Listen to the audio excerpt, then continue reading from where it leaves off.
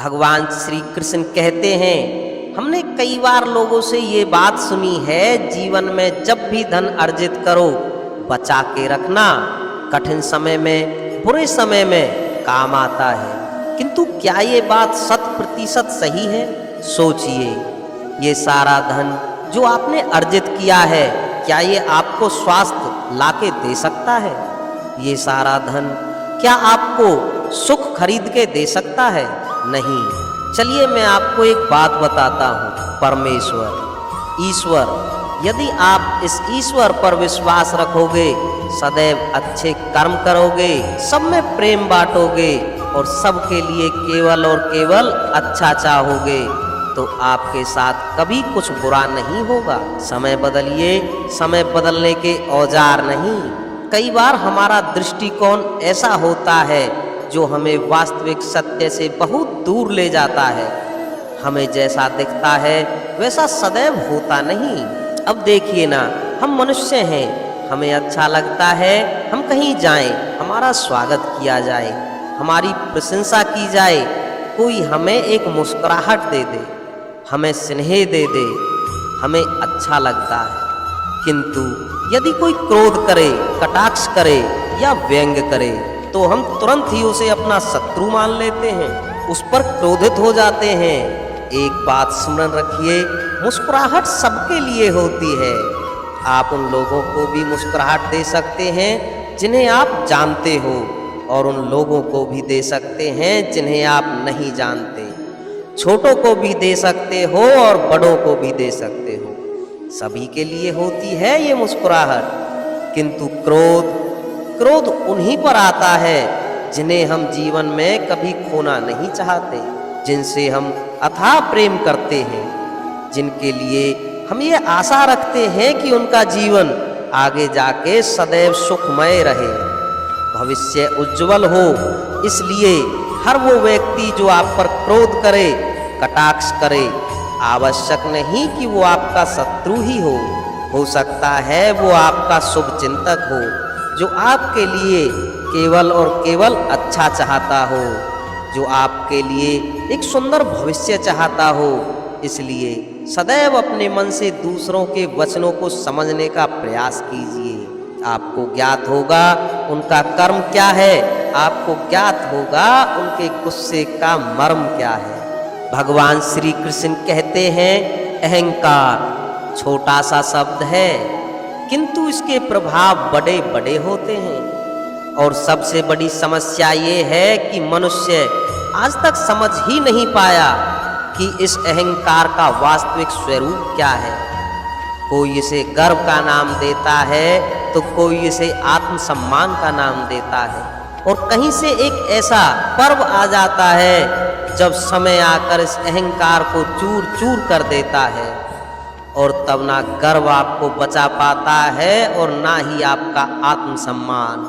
अब यदि आपको उदाहरण दूं तो जहां आप बैठे हैं उसी घर में ऊपर देखिए, उस छत की ओर। यदि ये छत अहंकार करने लगे, देखो मैं तो सबसे ऊंचे स्थान पर हूँ, मुझसे ऊपर और कोई नहीं है, मैं इस घर में रहने वाले हर एक व्यक्ति को छाया प्रदान करती हूँ।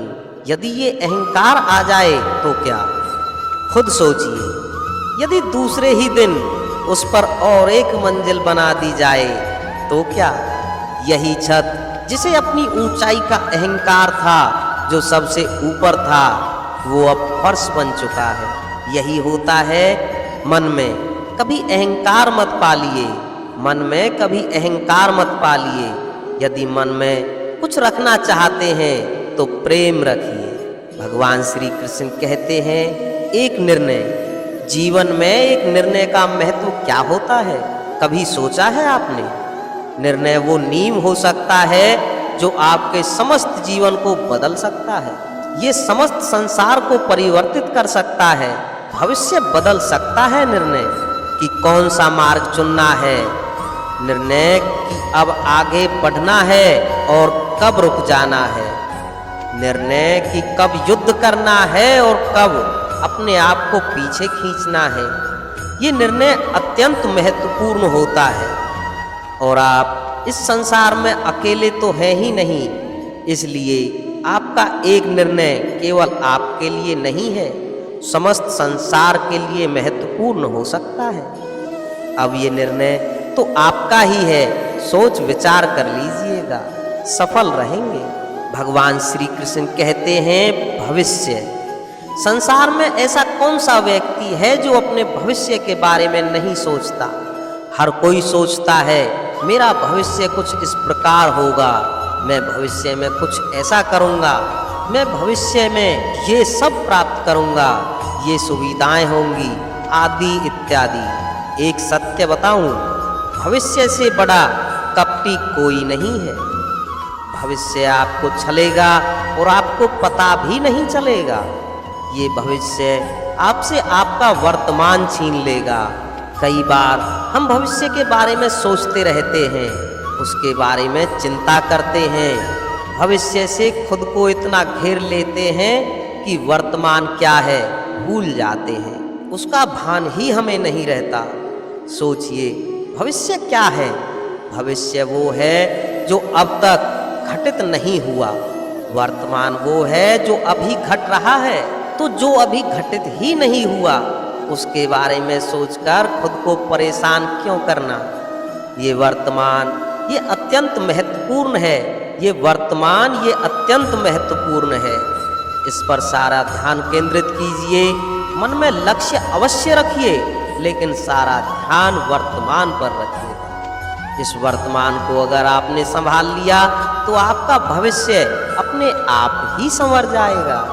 तो दोस्तों, इस वीडियो में बताए गए भगवान श्री कृष्ण के इन विचारों को अगर आप अपने जीवन में अपनाते हैं तो कठिन से कठिन समय में भी आप धैर्यवान बनकर रह सकते हैं, जिससे आप सफलतापूर्वक अपने लक्ष्य पर पहुंच सकते हैं। तो दोस्तों, फिर मिलते हैं नेक्स्ट वीडियो में, तब तक के लिए जय श्री कृष्णा।